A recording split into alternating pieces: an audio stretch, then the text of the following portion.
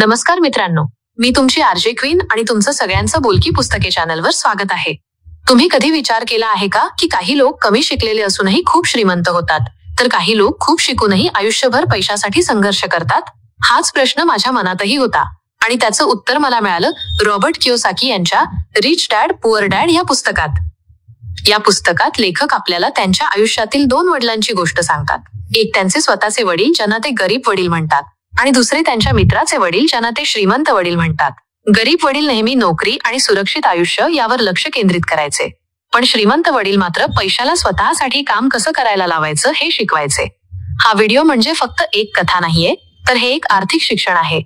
आज आपण या पुस्तकातील प्रत्येक महत्वाचा अध्याय समजून घेणार आहोत, जिथे आपण शिकणार आहोत पैशाकडे पाहण्याचा आपला दृष्टिकोन कसा बदलायचा, संपत्ती कशी निर्माण करायची आणि आपल्या आर्थिक भविष्यावर पूर्ण नियंत्रण कसं मिळवायचं. तुम्ही फक्त ऐकायचं आहे, समजून घ्यायचं आहे आणि आर्थिक स्वातंत्र्याच्या दिशेने एक नवीन पाऊल उचलायचं आहे, कारण श्रीमंत होणं खरं तर आपल्यावर अवलंबून आहे. चला तर मग सुरू करूया. आज आपण एका अशा पुस्तकाविषयी बोलणार आहोत ज्याने जगभरात लाखो लोकांच्या विचारांची दिशाच बदलली. त्या पुस्तकाचं नाव आहे रिच डॅड पुअर डॅड, म्हणजेच श्रीमंत वडील गरीब वडील. या पुस्तकाचे लेखक आहेत रॉबर्ट कियोसाकी. ते त्यांच्या आयुष्यातील 2 वडिलांविषयी सांगतात. एक म्हणजे त्यांचे स्वतःचे वडील ज्यांना ते गरीब वडील म्हणतात आणि दुसरे त्यांच्या मित्राचे वडील ज्यांना ते श्रीमंत वडील म्हणतात. तुम्ही म्हणाल असं का? तर त्यामागे एक खूप मोठा आणि महत्वाचा विचार लपलेला आहे. लेखकाचे गरीब वडील खूप सुशिक्षित होते, सरकारी नोकरी करत होते आणि नेहमी एकच गोष्ट सांगायचे, चांगलं शिक, चांगली नोकरी मिळव, म्हणजे आयुष्य सुरक्षित होईल. ही मानसिकता आपल्यापैकी बऱ्याच जणांच्या घरात आजही असते, नाही का? पण दुसरीकडे श्रीमंत वडील होते जे कमी शिकलेले असूनही पैशाचा खरा खेळ समजून घेतले होते. ते सांगायचे, पैशासाठी काम करू नका, पैशाला तुमच्यासाठी काम करायला लावा. तुम्हाला ऐकून आश्चर्य वाटेल की जेव्हा लेखकाने आणि त्यांच्या मित्राने श्रीमंत वडिलांकडे श्रीमंत होण्याचं मार्गदर्शन मागितलं, तेव्हा त्यांनी लगेच कोणताही मोठा सिद्धांत सांगितला नाही, तर थेट त्यांना आपल्या दुकानात कामाला ठेवलं. पण पगार किती माहितीये? अगदीच कमी. काही दिवसांनी लेखकांना याचा खूप राग आला. त्यांना वाटलं की हे तर अन्याय आहे. पण त्याच क्षणी श्रीमंत वडिलांनी त्यांना आयुष्याचा पहिला आणि सर्वात मोठा धडा दिला. तो म्हणजे श्रीमंत लोक पैशासाठी काम करत नाहीत, ते शिकतात, संधी शोधतात आणि पैशाला आपल्यासाठी काम करायला लावतात. बघा ना, आपल्यापैकी कितीतरी लोक आयुष्यभर पगाराच्या मागे धावत राहतात. महिन्याच्या सुरुवातीला पगार मिळतो आणि तो पुढच्या पगारापर्यंत कधी संपून जातो हे कळतच नाही. हे एक न संपणारं चक्र आहे, ज्याला लेखक रॅट रेस म्हणजेच उंदरांच्या शर्यतीसारखं म्हणतात. या चक्रातून बाहेर पडण्याचा एकच मार्ग आहे आणि तो म्हणजे पैशाला तुमच्यासाठी काम करायला शिकवणं. याचा अर्थ काय? सोपं आहे. जर तुम्ही ऑफिसमध्ये 9 तास काम करून पगार मिळवता आणि समजा तुम्ही एक दिवस काम नाही केलं तर तुमचा पगार थांबतो. पण तुमच्याकडे जर भाड्याने दिलेलं एखादं घर असेल किंवा छोटासा व्यवसाय असेल, तर तिथून तुम्हाला पैसा येत राहील, जरी तुम्ही झोपलेले असाल तरी. आणि हाच खरा फरक आहे पैशासाठी काम करणं आणि पैशाला आपल्यासाठी काम करायला लावणं यात. या अध्यायातून लेखक आपल्याला सांगतात की जर तुम्हाला खऱ्या अर्थाने श्रीमंत व्हायचं असेल तर पगाराच्या गुलामगिरीतून बाहेर पडा, पैशाच्या भीतीवर नियंत्रण मिळवा आणि संधी ओळखायला शिका. या पुस्तकात असे अनेक महत्वाचे धडे आहेत. पुढच्या भागात आपण भेटूया दुसऱ्या धड्यासोबत, ज्याचं नाव आहे व्हाय टीच फायनान्शियल लिटरसी, म्हणजेच आर्थिक शिक्षण का शिकवायचं. आजची ही गोष्ट तुम्हाला कशी वाटली हे मला कमेंट बॉक्समध्ये नक्की सांगा. दुसरा अध्याय. पहिल्या अध्यायात आपण पाहिलं की श्रीमंत लोक पैशासाठी काम करत नाहीत, तर पैशाला त्यांच्यासाठी काम करायला लावतात. पण हे कसं करायचं? याच प्रश्नाचं उत्तर आपल्याला आजच्या दुसऱ्या अध्यायात मिळेल. आजचा अध्याय आहे द रोल ऑफ मनी, म्हणजेच पैशाचे महत्व आणि भूमिका. आपल्यापैकी बरीच लोक पैशाला फक्त खर्च आणि बचत म्हणून पाहतात, नाही का? पगार आला की काही पैसे बाजूला ठेवले आणि बाकीचे खर्च केले. पण लेखक रॉबर्ट कियोसाकी म्हणतात की ही पैशाकडे पाहण्याची एक अतिशय मर्यादित दृष्टी आहे. ते सांगतात की पैसे फक्त नोकरीसाठी कमावण्याचं साधन नाहीयेत, तर ते आर्थिक शिक्षण आणि संपत्ती निर्माण करण्यासाठी एक महत्वाचं साधन आहे. सोप्या भाषेत सांगायचं तर गरीब आणि मध्यमवर्गीय लोक पैसे कमावण्यासाठी काम करतात, पण श्रीमंत लोक पैसे कमावण्याऐवजी त्या पैशाचा वापर करून अधिक पैसे कसे मिळतील यावर लक्ष देतात. ते त्यांच्याजवळ असलेल्या पैशाला अशा ठिकाणी गुंतवतात जिथे तो पैसा स्वतःच काम करून आणखी पैसा तयार करेल. तुम्हीच विचार करा ना, पगार वाढवण्यामागे धावण्यापेक्षा पैशाला योग्य ठिकाणी, म्हणजे एखाद्या व्यवसायात, भाड्याच्या घरात किंवा शेअर्समध्ये गुंतवून एक दुसरी कमाई, पॅसिव्ह इन्कम सुरू केली तर कसं होईल? ही अशी कमाई आहे जी तुमच्या कामावर अवलंबून नाहीये. तुम्ही झोपलेले असाल तरी तुमचा पैसा तुमच्यासाठी काम करत असतो. या अध्यायातून लेखक आपल्याला शिकवतात की पैशाची खरी भूमिका समजून घेणं खूप गरजेचं आहे. हे फक्त पैसा कमावण्यापुरतं मर्यादित नाहीये, तर आर्थिक निर्णय आणि संपत्ती निर्माण करण्यासाठी आवश्यक आहे. ज्या क्षणी एखादी व्यक्ती पैशाचा योग्य उपयोग करून त्याला स्वतःसाठी काम करायला लावते, त्याच क्षणी तिला असं वाटायला लागतं की आर्थिक नियंत्रण पूर्णपणे तिच्या हातात आहे आणि हेच श्रीमंत होण्याचा खरा मार्ग आहे. या पुस्तकात असे अनेक महत्वाचे धडे आहेत. पुढच्या भागात आपण भेटूया तिसऱ्या धड्यासोबत, ज्याचं नाव आहे मनी वर्क्स फॉर यू, म्हणजेच पैसे आपल्यासाठी काम करतात. आजची ही गोष्ट तुम्हाला कशी वाटली हे मला कमेंट बॉक्समध्ये नक्की सांगा. तिसरा अध्याय. आज आपण एका खूपच महत्वाच्या अध्यायाबद्दल बोलणार आहोत, ज्याचं नाव आहे मनी वर्क्स फॉर यू, म्हणजेच पैसे आपल्यासाठी काम करतात. याआधी आपण पाहिलं की श्रीमंत लोक पैशासाठी काम करत नाहीत, तर पैशाला त्यांच्यासाठी काम करायला लावतात. पण हे नेमकं कसं शक्य आहे याचा सखोल विचार या अध्यायात केला आहे. बघा, गरीब आणि मध्यमवर्गीय लोक आयुष्यभर एकाच चक्रात अडकलेले असतात.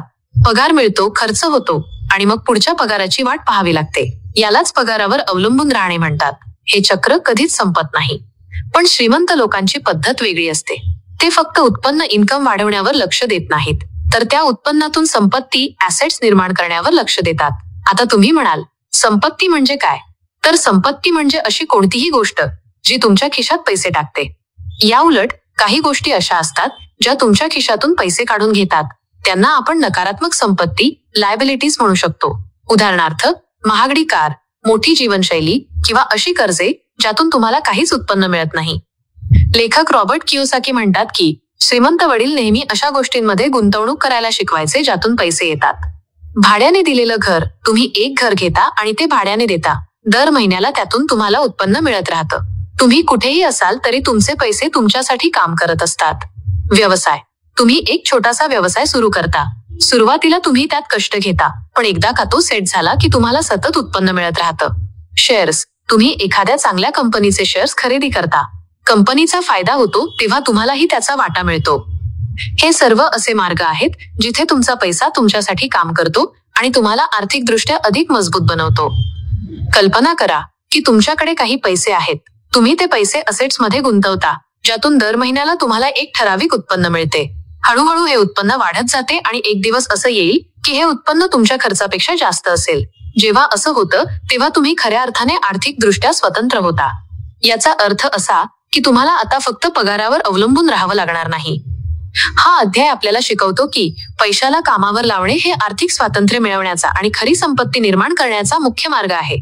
पैशावर नियंत्रण मिळवून त्याला योग्य ठिकाणी गुंतवल्यास तो तुमच्यासाठी उत्पन्न निर्माण करतो आणि तुम्ही आर्थिकदृष्ट्या मजबूत बनवता.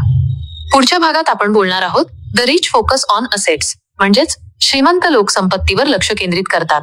ही माहिती तुम्हाला कशी वाटली हे मला कमेंट बॉक्समध्ये नक्की सांगा. चौथा अध्याय. आज आपण एका अशा अध्यायाबद्दल बोलणार आहोत जो या पुस्तकाचा एक महत्वाचा आधारस्तंभ आहे. या अध्यायाचं नाव आहे the rich focus on assets, म्हणजेच श्रीमंत लोक संपत्तीवर लक्ष केंद्रित करतात. याआधी आपण पाहिलं की पैसे आपल्यासाठी कसे काम करतात, पण ते पैसे कुठे आणि कसे लावायचे हे आपल्याला या अध्यायातून शिकायला मिळतं. बघा, आपण सगळे पैसे कमावतो, पण फरक असा आहे की काही लोक त्या पैशाचा उपयोग फक्त खर्च करण्यासाठी करतात, तर काही लोक त्या पैशाला आणखी पैसे कमवण्यासाठी कामावर लावतात. लेखक रॉबर्ट कियोसाकी म्हणतात की श्रीमंत लोक फक्त उत्पन्नावर लक्ष देत नाहीत, तर ते आपल्या पैशाला संपत्ती निर्माण करणाऱ्या साधनांमध्ये गुंतवतात. आपण एक उदाहरण घेऊया. समजा दोन मित्र आहेत, वजा राम आणि श्याम. दोघांचा पगार सारखाच आहे. राम पगार मिळाल्यावर लगेच एक मोठी गाडी घेतो, महागड्या वस्तू विकत घेतो आणि पार्टी करतो. त्याला वाटतं की हे पैसे खर्च केल्याने त्याचं आयुष्य सुरक्षित झालं आहे, पण प्रत्यक्षात गाडीचा हप्ता, पेट्रोल, देखभाल आणि इतर खर्चामुळे त्याच्या खिशातून सतत पैसे बाहेर जात राहतात. दुसरीकडे श्याम पगारामधून एक ठराविक रक्कम बाजूला काढतो आणि ती भाड्याच्या घरामध्ये किंवा शेअर्स मध्ये गुंतवतो. या गुंतवणुकीतून त्याला दर महिन्याला एक नियमित उत्पन्न मिळायला सुरुवात होते. काही वर्षांनंतर काय होतं? रामच्या गाडीची किंमत कमी होते, पण त्याचे खर्च वाढलेले असतात. त्याला अजूनही फक्त पगारावरच अवलंबून राहावं लागतं. पण श्यामच्या भाड्याच्या घरातून त्याला सतत पैसे मिळत राहतात, जे त्याला नव्याने गुंतवणूक करायला मदत करतात. हळूहळू श्यामची आर्थिक स्थिती मजबूत होते. या उदाहरणात श्यामने ज्या गोष्टीत गुंतवणूक केली ती असेट्स, संपत्ती आहे, कारण ती त्याच्या खिशात पैसे टाकते. आणि रामने ज्या गोष्टींवर पैसे खर्च केले त्या लायबिलिटीज, जबाबदाऱ्या आहेत, कारण त्या त्याच्या खिशातून पैसे काढून घेतात. या अध्यायातून लेखक आपल्याला शिकवतात की गरीब आणि मध्यमवर्गीय लोक खर्च आणि जबाबदाऱ्या यांच्या मागे धावत राहतात. त्यांना वाटतं मोठा पगार मिळाला की आयुष्य सुरक्षित आहे. पण श्रीमंत लोक फक्त संपत्ती ऍसेट्स निर्माण करण्यावर लक्ष केंद्रित करतात, कारण त्यांना माहिती आहे की खऱ्या आर्थिक स्वातंत्र्याची गुरुकिल्ली इथेच आहे. तुम्ही सुद्धा तुमच्या आजूबाजूला असलेल्या संधी ओळखा. तुमच्या बचतीचा काही भाग अशा गोष्टींमध्ये गुंतवा ज्या तुम्हाला दीर्घकाळात फायदा देतील. पुढच्या भागात आपण बोलणार आहोत the rich on assets, the पूर ओन लायबिलिटीज, म्हणजेच श्रीमंतांकडे संपत्ती, गरिबांकडे जबाबदारी. आजची ही गोष्ट तुम्हाला कशी वाटली हे मला कमेंट बॉक्समध्ये नक्की सांगा. 5वा अध्याय. आज आपण एका खूपच महत्वाच्या आणि विचार करायला लावणाऱ्या अध्यायाबद्दल बोलणार आहोत, ज्याचं नाव आहे the rich on assets, the पूर ओन लायबिलिटीज, म्हणजेच श्रीमंतांकडे संपत्ती, गरिबांकडे जबाबदारी. हा अध्याय आपल्याला शिकवतो की श्रीमंत लोक आणि गरीब किंवा मध्यमवर्गीय लोकांच्या आर्थिक विचारात मूळ फरक कुठे आहे. तो फरक म्हणजे असेट्स, संपत्ती, आणि लायबिलिटीज, जबाबदाऱ्या यातला. सोप्या भाषेत सांगायचं तर असेट्स म्हणजे अशा गोष्टी ज्या तुमच्या खिशात पैसे टाकतात, आणि लायबिलिटीज म्हणजे अशा गोष्टी ज्या तुमच्या खिशातून पैसे काढून घेतात. गरीब किंवा मध्यमवर्गीय लोक अनेकदा महागड्या वस्तू, मोठ्या गाड्या किंवा आलिशान घरं कर्जावर खरेदी करतात आणि त्यांना वाटतं की ती त्यांची संपत्ती आहे. पण प्रत्यक्षात काय होतं, त्या गोष्टींसाठी घेतलेल्या कर्जाचे हप्ते, त्यांचे देखभाल आणि इतर खर्च त्यांना सतत भरावे लागतात. यामुळे त्यांच्याकडे खऱ्या अर्थाने काहीच बचत शिल्लक राहत नाही. हीच त्यांच्यावरची जबाबदारी ठरते जी त्यांच्या खिशातून सतत पैसे बाहेर काढत राहते. याउलट श्रीमंत लोक आधी असेट्स निर्माण करतात. ते त्यांच्या पैशाला अशा ठिकाणी गुंतवतात जिथून त्यांना सतत उत्पन्न मिळत राहील. उदाहरणार्थ, भाड्याने दिलेलं घर, शेअर्स किंवा असा व्यवसाय जो स्वतःच काम करतो. एकदा का या असेट्स मधून पैसा यायला लागला की मग ते त्यांच्या आवडीच्या वस्तू खरेदी करतात. पण तरीही त्यांचे असेट्स त्यांच्या लायबिलिटीज पेक्षा नेहमी जास्त असतात. आपण एक उदाहरण पाहू. 2 व्यक्ती आहेत, वजा सुरेश आणि रमेश. सुरेशने पगाराचा बराचसा भाग वापरून एक मोठी आणि महागडी गाडी खरेदी केली. त्याला वाटलं ही त्याची प्रगती आहे. पण काही वर्षांनी गाडीची किंमत कमी झाली आणि पेट्रोल, सर्व्हिसिंग, विमा या सगळ्या खर्चांमुळे त्याचे पैसे वेगाने कमी होऊ लागले. दुसरीकडे रमेशने त्याच पैशाचा वापर करून एक छोटासा फ्लॅट खरेदी केला आणि तो भाड्याने दिला. त्यातून त्याला दर महिन्याला उत्पन्न मिळू लागलं. काही वर्षांनी या उत्पन्नातून त्याने आणखी एक गुंतवणूक केली. बघा, सुरेशच्या गाडीने त्याचा फक्त खर्च वाढवला, तर रमेशच्या फ्लॅटने त्याच्यासाठी सतत उत्पन्न निर्माण केलं आणि त्याची संपत्ती वाढवली. या अध्यायातून लेखक आपल्याला शिकवतात की जर तुम्हाला आर्थिक स्वातंत्र्य मिळवायचं असेल तर असेट्स ओळखायला शिका आणि त्यात गुंतवणूक करा. गरीब लोक फक्त जबाबदाऱ्या वाढवतात, तर श्रीमंत लोक संपत्ती निर्माण करतात आणि त्यावर लक्ष केंद्रित करतात. हीच खरी आर्थिक यशाची गुरुकिल्ली आहे. पुढच्या भागात आपण बोलणार आहोत the rich ask for advice, म्हणजेच श्रीमंत लोक सल्ला घेतात. आजची ही गोष्ट तुम्हाला कशी वाटली हे मला कमेंट बॉक्समध्ये नक्की सांगा. 6वा अध्याय. आज आपण एका अशा अध्यायाबद्दल बोलणार आहोत जो या पुस्तकाचा एक महत्वाचा आधारस्तंभ आहे. या अध्यायाचं नाव आहे the rich ask for advice, म्हणजेच श्रीमंत लोक सल्ला घेतात. बघा, आपल्याला बऱ्याचदा असं वाटतं की श्रीमंत लोक खूप हुशार असतात, त्यांना सगळं माहिती असतं आणि म्हणूनच ते यशस्वी होतात. पण लेखक रॉबर्ट कियोसाकी म्हणतात की हे पूर्णपणे खरं नाही. ते सांगतात की श्रीमंत लोक कधीही स्वतःला सर्वज्ञानी समजत नाहीत. उलट ते नेहमी योग्य आणि अनुभवी व्यक्तींकडून सल्ला घेतात आणि त्या आधारावर आपले महत्वाचे निर्णय घेतात. हा एक खूप मोठा फरक आहे जो त्यांना इतर लोकांपासून वेगळं ठरवतो. गरीब आणि मध्यमवर्गीय लोक अनेकदा स्वतःवर जास्त अवलंबून राहतात. त्यांना वाटतं की दुसऱ्याला सल्ला विचारला तर ते कमी हुशार ठरतील, किंवा काही लोक चुकीच्या लोकांमुळे चुकीचे सल्ले घेतात आणि मग त्यांना आर्थिक नुकसान होतं. पण श्रीमंत लोक या बाबतीत खूप हुशार असतात. ते योग्य वेळी योग्य व्यक्तीचा सल्ला घेतात. योग्य सल्ला घेणे म्हणजे काय? योग्य सल्ला घेणे म्हणजे केवळ माहिती मिळवणे नव्हे, तर तो सल्ला देणाऱ्या व्यक्तीचा अनुभव आणि यश पाहणे. श्रीमंत लोक अशा व्यक्तींचा शोध घेतात ज्यांनी त्या क्षेत्रात यश मिळवले आहे.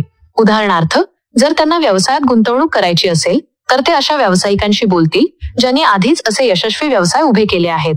जर त्यांना शेअर मार्केटमध्ये गुंतवणूक करायची असेल तर ते अनुभवी आर्थिक सल्लागार किंवा अशा व्यक्तींकडून मार्गदर्शन घेतील ज्यांना या मार्केटची पूर्ण माहिती आहे.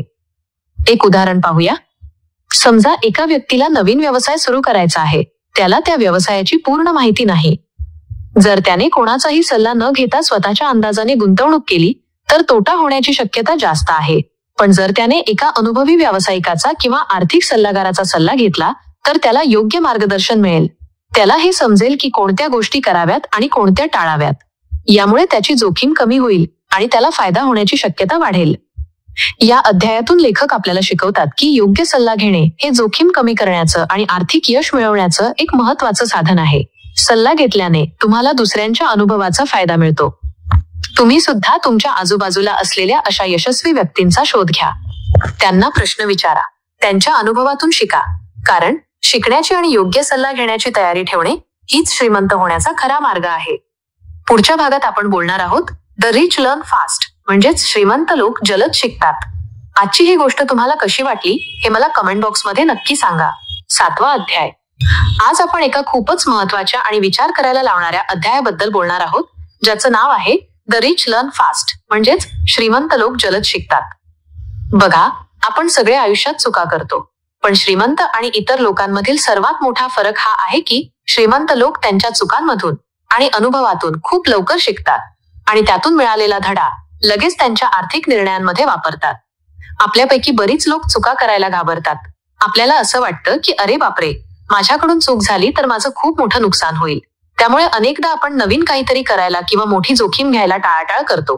पण लेखक रॉबर्ट कियोसाकी म्हणतात की जो माणूस चूक करायला घाबरतो तो कधीच काही नवीन शिकू शकत नाही. श्रीमंत लोक मात्र याच्या उलट विचार करतात. त्यांना माहिती आहे की चूक ही शिकण्याची एक संधी आहे. एका उदाहरणातून हे समजूया. समजा एका व्यक्तीने शेअर मार्केटमध्ये पहिल्यांदाच गुंतवणूक केली आणि त्याला थोडा तोटा झाला. एक सामान्य व्यक्ती या अनुभवामुळे पुन्हा कधीच शेअर मार्केटमध्ये पैसे लावणार नाही. त्याला वाटेल हे माझ्यासाठी नाहीये. पण एक श्रीमंत विचारसरणी असलेला माणूस काय करेल? तो त्या तोट्याचा अभ्यास करेल. तो समजून घेईल की चूक कुठे झाली. मी कोणत्या कंपनीचे शेअर चुकीच्या वेळी खरेदी केले? माझा निर्णय का चुकला? मला कोणत्या गोष्टींची माहिती नव्हती? तो या प्रश्नांची उत्तरं शोधेल आणि त्यातून शिकेल. पुढच्या वेळी तो अधिक विचारपूर्वक आणि शहाणपणाने गुंतवणूक करेल आणि यशस्वी होईल. हीच ती जलद शिकण्याची वृत्ती आहे जी त्यांना पुढे घेऊन जाते. ते अपयशाचा बाऊ न करता त्याला एक शिक्षण म्हणून पाहतात. या वृत्तीमुळे त्यांची जोखीम कमी होते आणि त्यांचे निर्णय अधिक प्रभावी बनतात. या अध्यायातून लेखक आपल्याला शिकवतात की आर्थिक यश मिळवण्यासाठी शिकण्याची आणि अनुभवाचा फायदा घेण्याची तयारी ठेवणे खूप महत्त्वाचे आहे. कारण प्रत्येक अनुभवातून तुम्ही जे शिकता तेच तुम्हाला आर्थिकदृष्ट्या मजबूत बनवते आणि तुमच्या हातात तुमच्या पैशाचे आणि संपत्तीचे नियंत्रण येते. पुढच्या भागात आपण बोलणार आहोत मनी फ्लो, म्हणजेच पैशाचा प्रवाह ओळखा व नियंत्रित करा. आजची ही गोष्ट तुम्हाला कशी वाटली हे मला कमेंट बॉक्समध्ये नक्की सांगा. 8वा अध्याय. आज आपण एका खूपच महत्त्वाच्या आणि विचार करायला लावणाऱ्या अध्यायाबद्दल बोलणार आहोत, ज्याचं नाव आहे मनी फ्लो, म्हणजेच पैशाचा प्रवाह ओळखा व नियंत्रित करा. बघा, आपण सगळे पैसे कमावतो, पण ते पैसे कुठून येतात आणि कुठे जातात यावर आपण फारसं लक्ष देत नाही. श्रीमंत लोक मात्र याबाबतीत खूप शिस्तबद्ध असतात. लेखक रॉबर्ट कियोसाकी म्हणतात की श्रीमंत लोक त्यांच्या पैशाचा प्रवाह मनी फ्लो नीट ओळखतात आणि त्यावर नियंत्रण ठेवतात. पैशाचा प्रवाह म्हणजे काय? पैशाचा प्रवाह म्हणजे तुमच्याकडे येणारा पैसा, उत्पन्न आणि तुमच्याकडून बाहेर जाणारा पैसा, खर्च. गरीब आणि मध्यमवर्गीय लोक फक्त उत्पन्न मिळवतात आणि ते लगेच खर्च करतात. त्यामुळे त्यांना कधीच कळत नाही की त्यांचा पैसा नेमका कुठे जातोय. परिणामी त्यांच्याकडे बचत आणि गुंतवणुकीसाठी काहीच उरत नाही. पण श्रीमंत लोक प्रत्येक पैशाचा मार्ग समजून घेतात. ते एक मासिक बजेट तयार करतात. त्यात ते लिहितात की उत्पन्न कुठून येत आहे, पगार, भाडं, व्यवसाय, खर्च कुठे जातोय, घर खर्च, बिलं, शॉपिंग, करमणूक आणि पैसे कुठे गुंतवायचे आहेत, शेअर्स, व्यवसाय इत्यादी. असं केल्याने त्यांना पैशावर पूर्ण नियंत्रण मिळवता येतं. अनावश्यक खर्च कमी करता येतात आणि बचतीचा योग्य वापर करून ती गुंतवणूक करता येते. आपण एक उदाहरण पाहूया. समजा तुमचा पगार 50,000 रुपये आहे.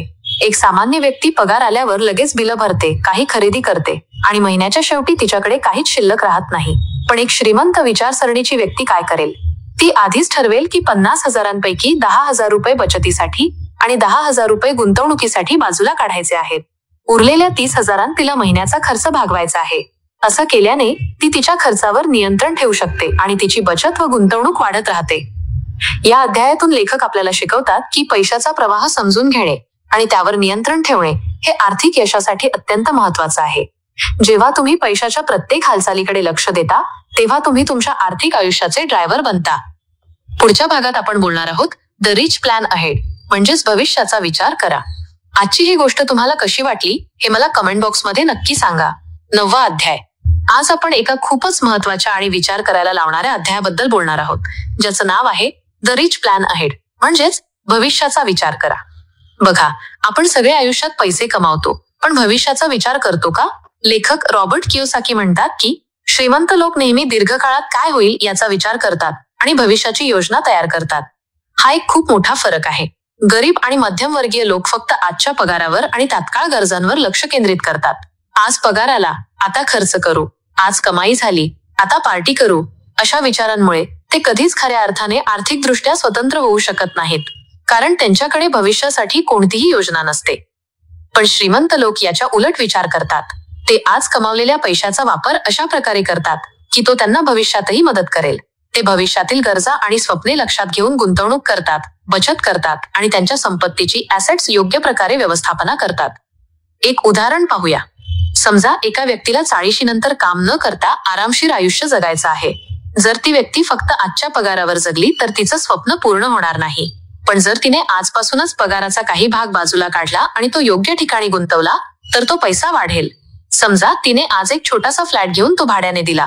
काही वर्षांनी त्यातून तिला नियमित उत्पन्न मिळू लागेल. जेव्हा ती व्यक्ती काम करणे थांबवेल तेव्हाही तिला त्या भाड्यातून पैसे मिळत राहतील. हेच आहे भविष्याचा विचार करणे. तुम्ही आज घेतलेला निर्णय तुमच्या भविष्यातील आर्थिक स्थितीवर परिणाम करतो. श्रीमंत लोक हे चांगलं समजतात, त्यामुळे ते प्रत्येक गुंतवणुकीचा आणि खर्चाचा विचार दीर्घकालीन दृष्टिकोनातून करतात. या अध्यायातून लेखक आपल्याला शिकवतात की भविष्याची योजना आखणे आणि दीर्घकालीन उद्दिष्टांवर लक्ष ठेवणे हे आर्थिक यशासाठी अत्यंत महत्वाचं आहे.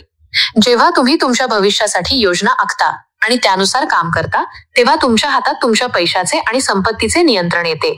पुढच्या भागात आपण बोलणार आहोत fall in love with learning, म्हणजेच शिकण्याच्या प्रेमात पडा. आजची ही गोष्ट तुम्हाला कशी वाटली हे मला कमेंट बॉक्समध्ये नक्की सांगा. 10वा अध्याय. आज आपण एका खूपच प्रेरणादायी अध्यायाबद्दल बोलणार आहोत, ज्याचं नाव आहे fall in love with learning, म्हणजेच शिकण्याच्या प्रेमात पडा. बघा, आपण सगळे शाळेत आणि कॉलेजमध्ये शिकतो, पण त्यानंतर आपण नवीन गोष्टी शिकतो का? लेखक रॉबर्ट कियोसाकी म्हणतात की श्रीमंत लोक सतत शिकत राहतात आणि ज्ञान मिळवण्याच्या प्रत्येक संधीचा आनंद घेतात. हा एक खूप मोठा फरक आहे. गरीब आणि मध्यमवर्गीय लोक फक्त गरजेप्रमाणे शिकतात. त्यांना जेव्हा एखादी नवीन गोष्ट शिकायला मिळते तेव्हा ते फक्त ती माहिती घेतात आणि वापरतात. पण श्रीमंत लोक याच्या उलट विचार करतात. त्यांना माहिती आहे की आर्थिक जग सतत बदलत आहे आणि त्यामुळे यशस्वी होण्यासाठी सतत नवीन गोष्टी शिकत राहणे आवश्यक आहे. शिकण्याच्या प्रेमात पडणे म्हणजे काय? शिकण्याच्या प्रेमात पडणे म्हणजे फक्त पुस्तके वाचणे किंवा कोर्सेस करणे नव्हे. याचा अर्थ आहे प्रत्येक परिस्थितीतून काहीतरी नवीन शिकण्याची उत्सुकता ठेवणे. मग ती गोष्ट एखादी चूक असेल, एखादा यशस्वी व्यक्तीचा अनुभव असेल किंवा एखादी नवीन गुंतवणूक असेल. श्रीमंत लोक नवीन कल्पना आणि कौशल्ये आत्मसात करताना त्यात रस घेतात. एक उदाहरण पाहूया. समजा एका व्यक्तीला शेअर मार्केटमध्ये गुंतवणूक करायची आहे. ती व्यक्ती फक्त काही व्हिडिओ पाहून गुंतवणूक करायला सुरुवात करत नाही. त्याऐवजी ती आधी शेअर मार्केट कसं काम करतं, वेगवेगळ्या कंपन्यांचा अभ्यास कसा करायचा आणि योग्य निर्णय कसा घ्यायचा हे शिकण्यावर वेळ घालवते. ती विविध पुस्तके वाचेल, तज्ज्ञांचे सेमिनार अटेंड करेल आणि त्यातून मिळालेल्या ज्ञानाचा वापर करूनच गुंतवणूक करेल. यामुळे तिचे निर्णय अधिक प्रभावी होतील आणि तोटा होण्याची शक्यता कमी होईल.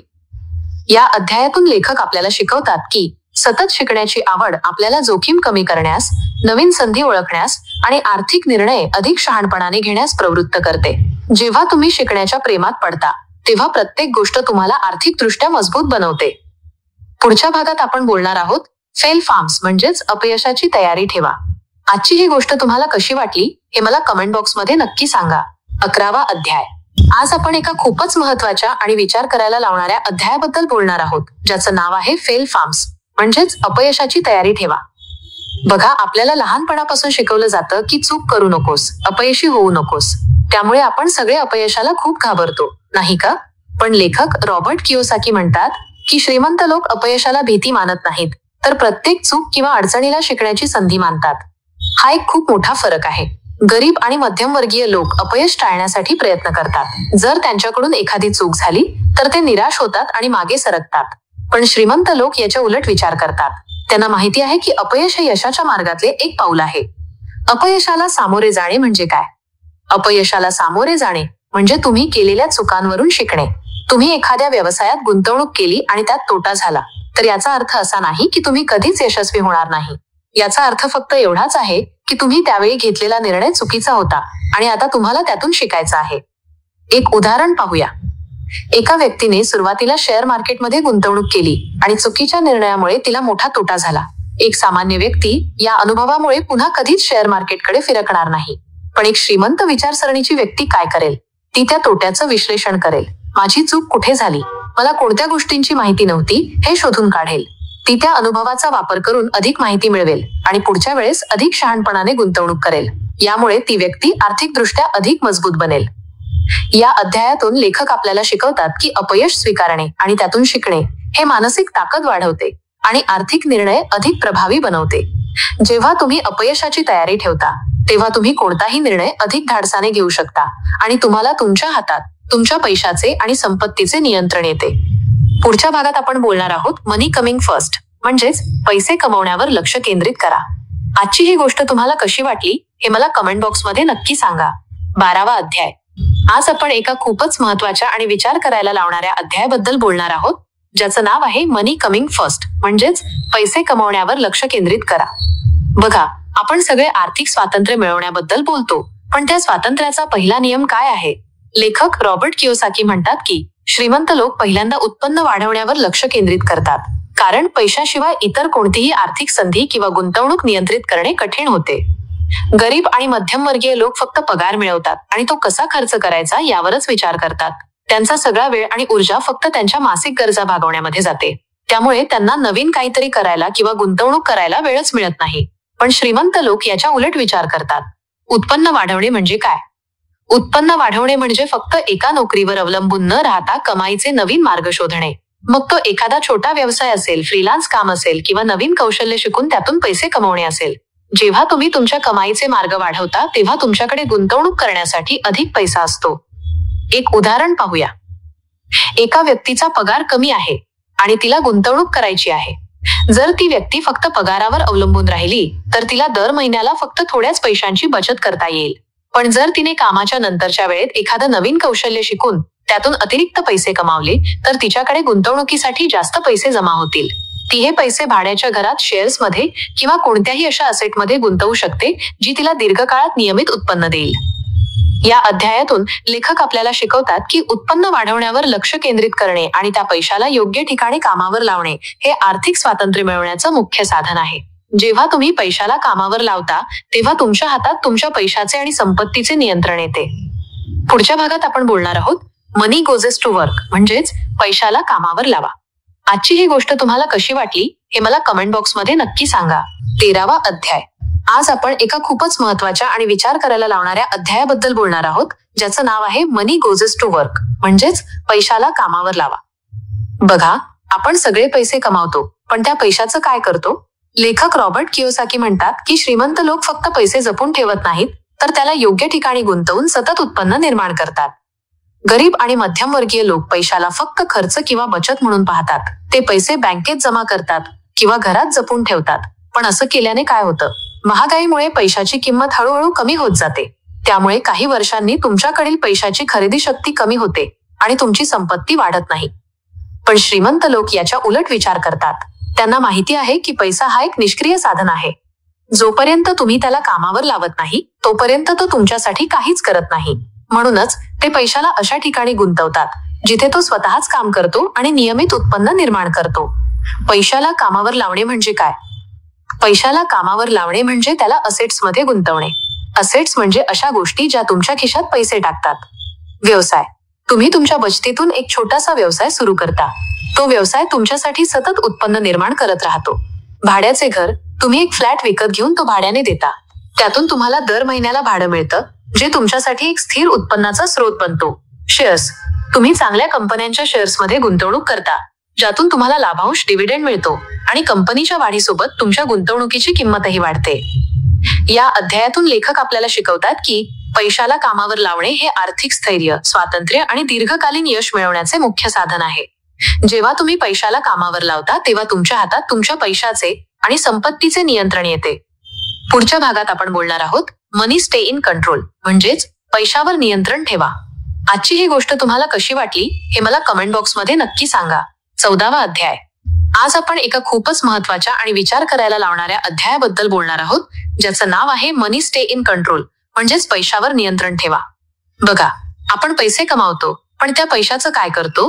लेखक रॉबर्ट कियोसाकी म्हणतात की श्रीमंत लोक पैशावर नेहमी पूर्ण नियंत्रण ठेवतात. ते फक्त पैसे कमावत नाहीत, तर ते प्रत्येक पैसा कुठे जातो आणि कसा वापरला जातो यावर बारकाईने लक्ष ठेवतात. गरीब आणि मध्यमवर्गीय लोक फक्त उत्पन्न किती आहे हे पाहतात. ते उत्पन्न मिळाल्यावर लगेच खर्च करतात, त्यामुळे त्यांना कधीच कळत नाही की त्यांचा पैसा नेमका कुठे जातोय. पण श्रीमंत लोक याच्या उलट विचार करतात. त्यांना माहिती आहे की पैसा कमावणे पुरेसं नाही, त्या पैशाचं योग्य व्यवस्थापन करणे खूप महत्वाचं आहे. पैशावर नियंत्रण ठेवणे म्हणजे काय?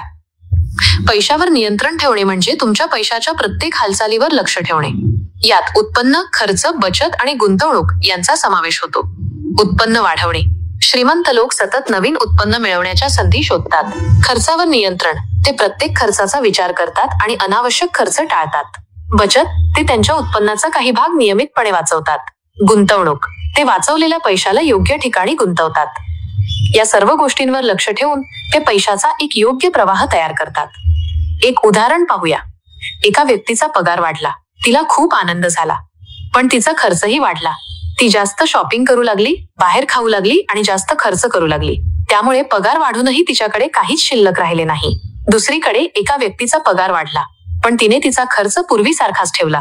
वाढलेल्या उत्पन्नाचा वापर तिने बचतीसाठी आणि गुंतवणुकीसाठी केला. काही वर्षांनी पहिल्या व्यक्तीची आर्थिक स्थिती बदलली नाही, पण दुसऱ्या व्यक्तीची संपत्ती खूप वाढली. या अध्यायातून लेखक आपल्याला शिकवतात की पैशावर नियंत्रण ठेवणे हे आर्थिक स्थैर्य, स्वातंत्र्य आणि दीर्घकालीन यशासाठी अत्यंत महत्वाचं आहे. जेव्हा तुम्ही पैशावर नियंत्रण ठेवता, तेव्हा तुमच्या हातात तुमच्या पैशाचे आणि संपत्तीचे नियंत्रण येते. पुढच्या भागात आपण बोलणार आहोत द रिच डोंट चेस मनी, म्हणजेच श्रीमंत लोक फक्त पैशाच्या मागे धावत नाहीत. आजची ही गोष्ट तुम्हाला कशी वाटली हे मला कमेंट बॉक्समध्ये नक्की सांगा. 15वा अध्याय.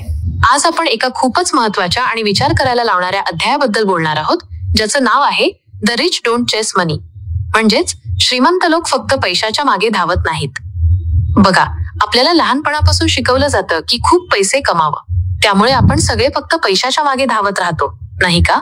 पण लेखक रॉबर्ट कियोसाकी म्हणतात की श्रीमंत लोक फक्त पैसा कमावण्याच्या धडपडीत अडकत नाहीत, तर ते मूल्य, व्हॅल्यू निर्माण करण्यावर आणि संधी शोधण्यावर लक्ष केंद्रित करतात. हा एक खूप मोठा फरक आहे. गरीब आणि मध्यमवर्गीय लोक फक्त पगारावर लक्ष केंद्रित करतात आणि त्यांना फक्त जास्त पैसा कमवायचा असतो, त्यामुळे त्यांना अनेकदा आर्थिक स्वातंत्र्य मिळत नाही. पण श्रीमंत लोक याच्या उलट विचार करतात. त्यांना माहिती आहे की पैसा हे फक्त एक साधन आहे आणि ते मूल्य निर्माण केल्यानेच मिळत असते. मूल्य निर्माण करणे म्हणजे काय? मूल्य निर्माण करणे म्हणजे लोकांच्या आयुष्यात काहीतरी सकारात्मक बदल घडवणे. मग ती गोष्ट एखादं प्रॉडक्ट असेल, एखादी सेवा असेल किंवा एखादी कल्पना असेल. जेव्हा तुम्ही लोकांच्या गरजा पूर्ण करता आणि त्यांच्यासाठी काहीतरी उपयोगी करता, तेव्हा तुम्हाला आपोआपच पैसा मिळतो. एक उदाहरण पाहूया. एका व्यक्तीने व्यवसाय सुरू केला. ती व्यक्ती फक्त नफा कमावण्यावर लक्ष केंद्रित करत नाही. त्याऐवजी ती ग्राहकांना एक उत्कृष्ट सेवा देण्यासाठी प्रयत्न करते.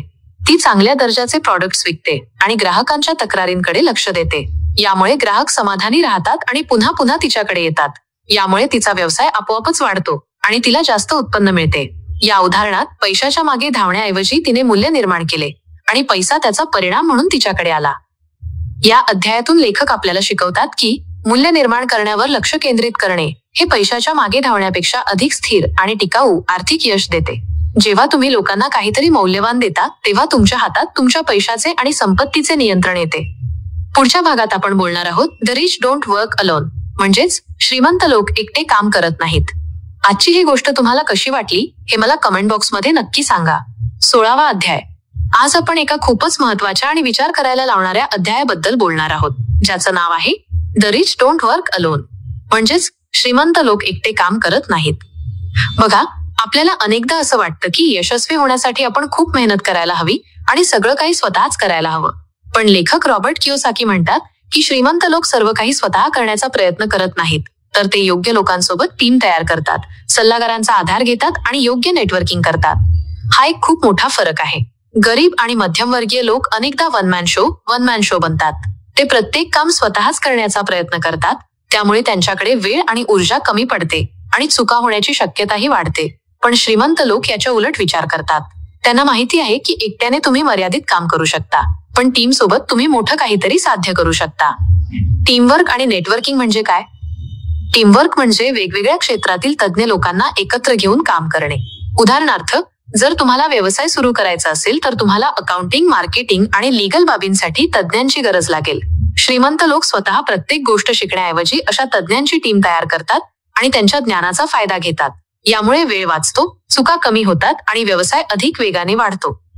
नेटवर्किंग म्हणजे अशा लोकांसोबत संबंध तयार करणे जे तुम्हाला तुमच्या ध्येयांपर्यंत पोहोचायला मदत करू शकतात. यात तुमचे मित्र, व्यावसायिक संपर्क किंवा तुम्हाला मार्गदर्शन करणारे लोक येतात. एक उदाहरण पाहूया. एका व्यक्तीला नवीन व्यवसाय सुरू करायचा आहे. ती व्यक्ती एकटीच सर्व काम करते, माझा प्रॉडक्ट तयार करणे, मार्केटिंग करणे, अकाउंटिंग सांभाळणे. त्यामुळे ती खूप थकून जाते आणि तिचा व्यवसाय अपेक्षित वेगाने वाढत नाही. पण दुसरीकडे एका व्यक्तीने व्यवसाय सुरू करताना योग्य टीम तयार केली. तिने अकाउंटिंगसाठी एका तज्ज्ञाला कामावर ठेवले, मार्केटिंगसाठी एका अनुभवी व्यक्तीला सोबत घेतले आणि त्यांच्या मदतीने तिचा व्यवसाय लवकरच यशस्वी झाला. या अध्यायातून लेखक आपल्याला शिकवतात की नेटवर्किंग, टीमवर्क आणि योग्य व्यक्तींचा आधार घेणे हे आर्थिक यश मिळवण्याचं मुख्य साधन आहे. जेव्हा तुम्ही योग्य लोकांसोबत काम करता तेव्हा तुमच्या हातात तुमच्या पैशाचे आणि संपत्तीचे नियंत्रण येते. आजची ही गोष्ट तुम्हाला कशी वाटली हे मला कमेंट बॉक्समध्ये नक्की सांगा. आपण ज्या पुस्तकावर एवढे दिवस बोलत होतो, रिच डॅड पुअर डॅड, त्याच्या सर्व मुख्य अध्यायांचा सारांश आज आपण एकाच ठिकाणी पाहणार आहोत. यामुळे तुम्हाला संपूर्ण पुस्तक एकाच दृष्टिक्षेपात समजेल. चला तर मग सुरुवात करूया. पहिल्या अध्यायात लेखक रॉबर्ट कियोसाकी आपल्याला श्रीमंत वडील आणि गरीब वडील यांच्यातील फरक सांगतात. गरीब वडील नोकरी आणि पगारावर लक्ष देतात, तर श्रीमंत वडील पैशाला कामावर लावण्यावर आणि संपत्ती, ॲसेट्स तयार करण्यावर भर देतात. दुसरा अध्याय आहे पैशाचे महत्त्व व भूमिका. यातून आपल्याला कळतं की पैसा फक्त खर्च करण्यासाठी नाही, तर आर्थिक स्वातंत्र्य मिळवण्यासाठी आणि संपत्ती निर्माण करण्यासाठी महत्त्वाचा आहे. तिसरा आणि चौथा अध्याय आपल्याला शिकवतो की पैसे आपल्यासाठी काम करतात आणि श्रीमंत लोक संपत्तीवर लक्ष केंद्रित करतात. याचा अर्थ आपण फक्त पगारावर अवलंबून न राहता असेट्समध्ये गुंतवणूक करायला हवी, ज्यातून आपल्याला नियमित उत्पन्न मिळेल. पाचवा अध्याय तर खूपच महत्त्वाचा आहे. श्रीमंतांकडे संपत्ती, गरिबांकडे जबाबदारी. श्रीमंत लोक अशा गोष्टींमध्ये गुंतवणूक करतात ज्यातून पैसे येतात, तर गरीब लोक अशा गोष्टींवर खर्च करतात ज्या त्यांच्या खिशातून पैसे काढून घेतात. सहावा अध्याय आहे श्रीमंत लोक सल्ला घेतात. इथे लेखक सांगतात की श्रीमंत लोक कधीही सर्वज्ञानी असल्याचा दावा करत नाहीत, ते योग्य आणि अनुभवी व्यक्तींचा सल्ला घेतात. सातव्या अध्यायात आपण पाहिलं की श्रीमंत लोक जलद शिकतात. ते चुका करायला घाबरत नाहीत, तर त्यातून धडा घेतात आणि पुढे जातात.